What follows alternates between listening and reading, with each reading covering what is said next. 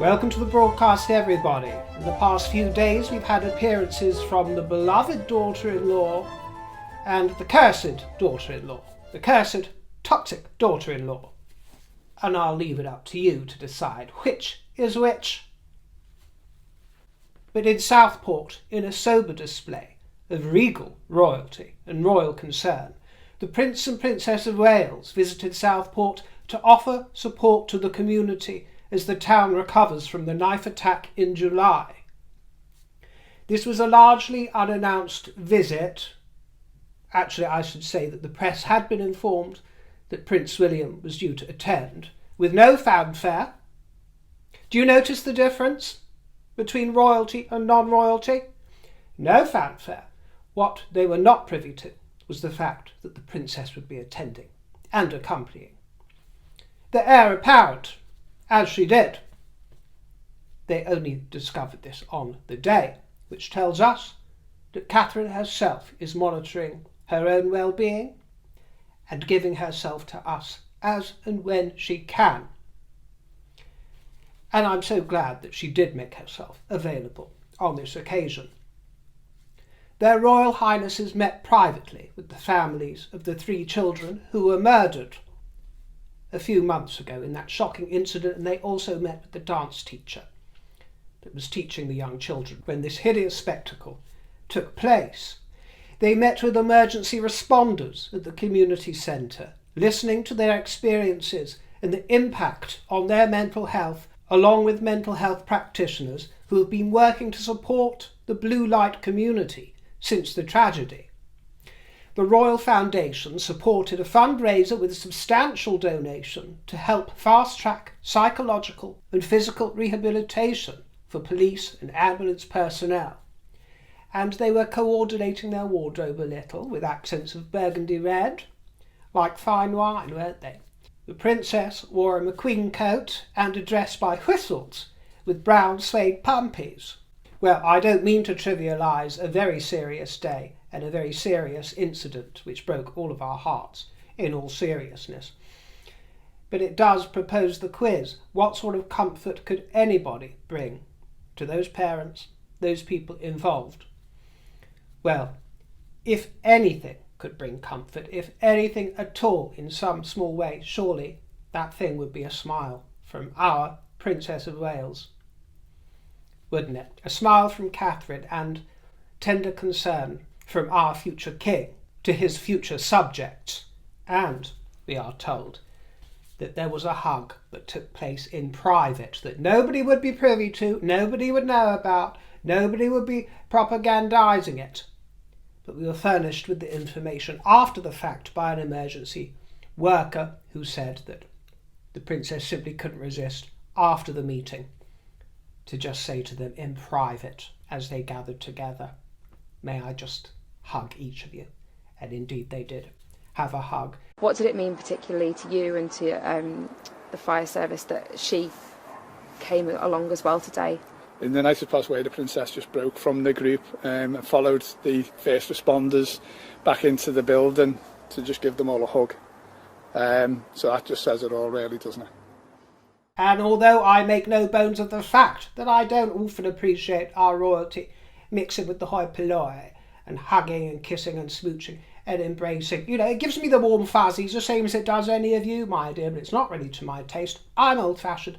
I like arm's length, I like distance between royal and commoner. You understand? It doesn't mean that there aren't exceptions to the rule, and this was certainly one of those exceptions. Certainly one of those exceptions. Wonderful stuff. Nobody does it like our royals. Nobody. And that includes the Duke and Duchess of Sussex. And the Duchess has been prowling about all over Santa Barbs yet again. Greater Santa Barbs. She visited Girls Inc. Actually, Meghan, I'm the leader of the girl gang around here. Do you understand? This was last Wednesday, actually, when this took place, on the 2nd of October.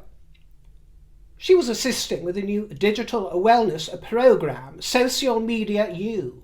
Snappy title. The non-profit Girls Inc. have been partnering with #HalfTheStory. Yeah, How appropriate, because we always get half the story, don't we? Or even a quarter or a fraction of the real story when furnished with Harry and Meghan's story. Fabrications. More fictitious than anything Barbara Cartland could dictate on that chaise longue, even after it fell into the hands of the late Diana, as she salivated over it in that turquoise and coral scenery of Barbara Cartland's imagination, and conjured up her husband, conjured up dreams of a romantic liaison with her prince. Well, she got it. Sadly, it was not to last, and it was not to be the real thing, because there was fictions going on in that illustriously imaginative mind, and that is exactly where we find ourselves with her second son and his choice of spouse.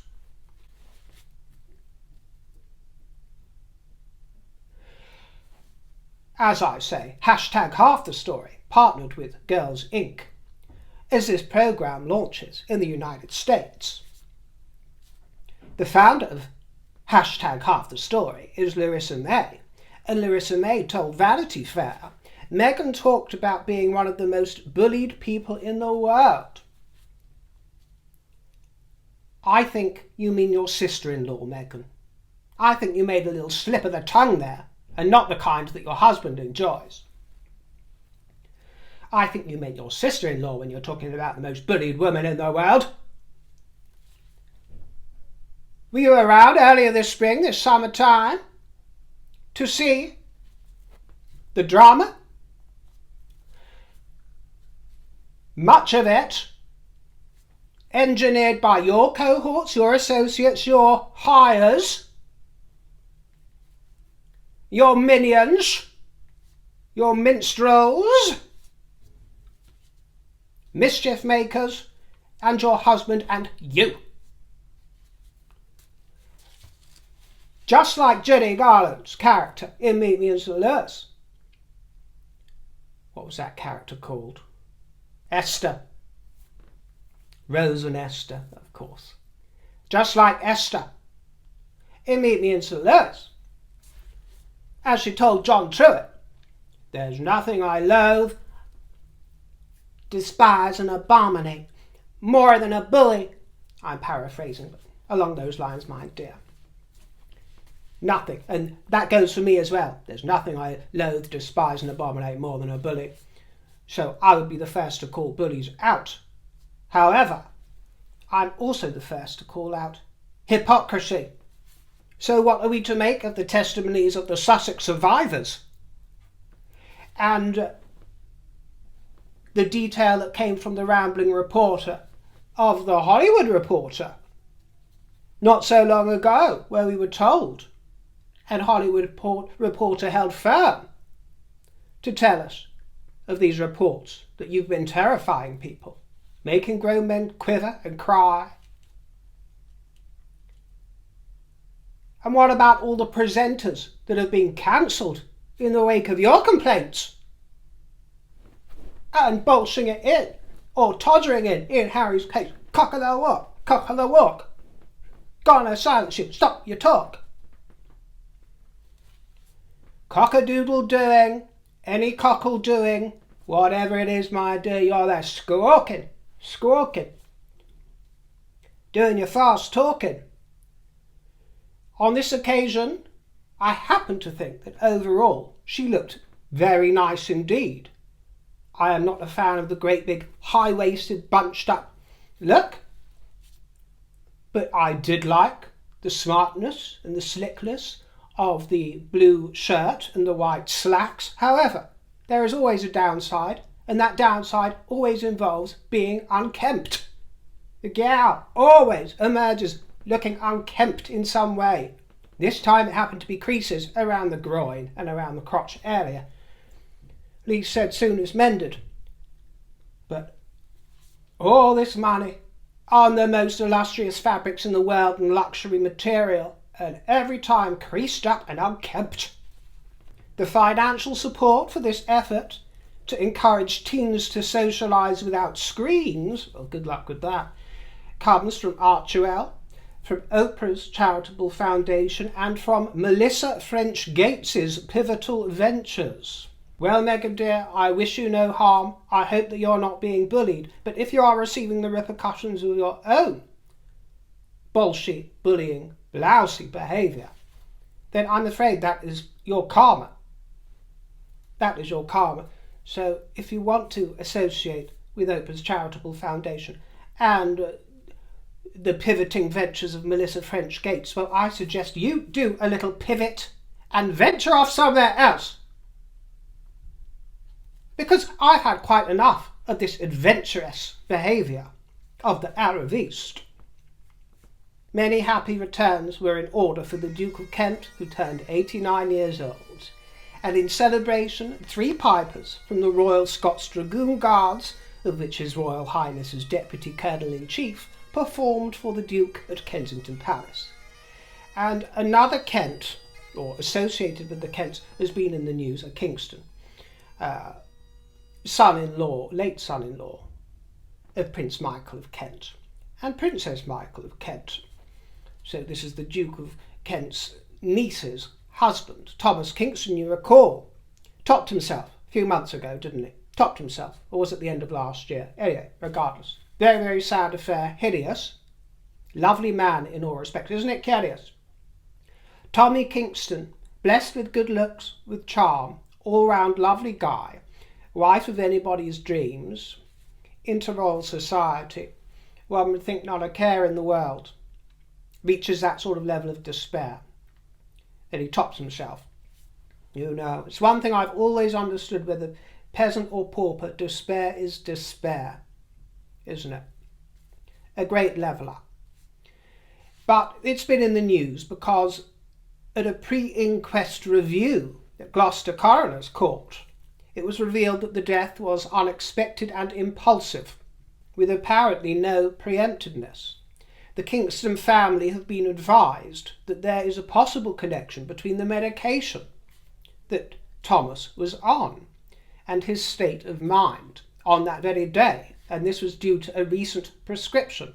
This is just something that's being bandied about and investigated, but Martin Porter KC said there was no pre-planning. On the contrary, there was planning for the future. So it seems that this was a split-second decision that was possibly influenced by medication that turned the mind into a certain direction. It was so very regrettable for all and put an end to what could have been a really rather lovely life. So well wishes as always go to Ella and her family. Terrible business, absolutely terrible business. Tragedy affects every family. Nobody escapes in one way or the other.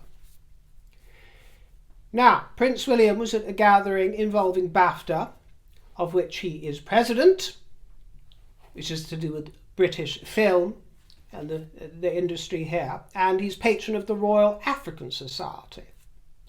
Much to the Duchess's chagrin and Harry's chagrin, I'm quite sure. What? He's patron? Africa is our remit. Excuse me, we are the King and Queen of Montecito, and Africa belongs to us. I'm 43% Nigerian, he's 63% Zulu. Keep your hands off of our patch. Well, he is patron of the Royal African Society, and a very beloved patron of it too. He attended this event at the BAFTA HQ in Piccadilly. Big Willie in Piccadilly. What a luscious thought. And he gave a speech on the importance of nurturing talent within the creative industries from a variety of backgrounds and narratives.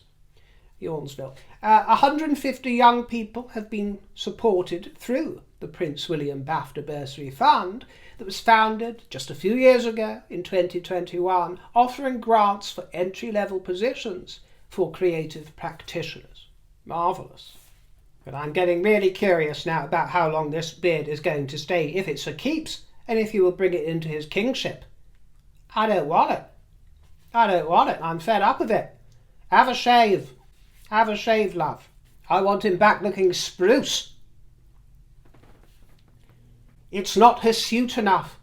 It's not bushy and big and lush enough to have a very kingly appearance, I'm afraid. It's rather sparse, yes, it's neatly trimmed, but I don't actually think that it behooves him as much as it does to appear without fur to the face. And I love fur on a man. It's a wonderful thing on most parts of the body, at most times. And I'm not saying that it's not hideous on William. It's perfectly fetching. For the summer holidays, for a bit of fun at Balmoral with wifey, you understand. But I don't want permanent fur on that face, because that too looks unkempt. If I can call it out for the Sussexes, I can call it out for the Walesers. And I'm quite sorry, but I get unkempt from that fur. And I'm sure that Meghan's got unkempt fur in various places, as might Harry. The dandelion affair at the top, and perhaps a dandelion affair in other regions, but my mind doesn't want to go there, so stop it, please. Will you please stop forcing me into these scenarios of the imagination? It really is extremely common. Let's traverse to the Duke and Duchess of Edinburgh, shall we? For a bit of class, because they've been in Malta. Yes, to mark the 60th anniversary of the country's independence and to celebrate its shared heritage with the United Kingdom. They were welcomed by the President of Malta and attended a Commonwealth reception. At this particular one, she wore Gabriella Hurst and the Strathbury Crescent shoulder bag in diamond and vanilla. And the Duke joined Duke of Edinburgh schemers, and he opened the new Malta HQ. The bravery of the people of Malta during World War II was commemorated with a wreath cast into Valletta Harbour, which suffered relentless attacks all those years ago. And in Mummy and Papa's footsteps, the Edinburghs also visited the home of Queen Elizabeth II, or Princess Elizabeth as she was, and Prince Philip from 1949 to 1951, while the Prince was serving as an officer in the Royal Navy. Wasn't that wonderful to see them standing where their ancestors once stood in romantic unison? The villa is undergoing restoration, actually. They viewed artefacts at the National Library, and a posy was laid in memory of the journalist Daphne Caruana Galizia, assassinated by a car bomb in 2017.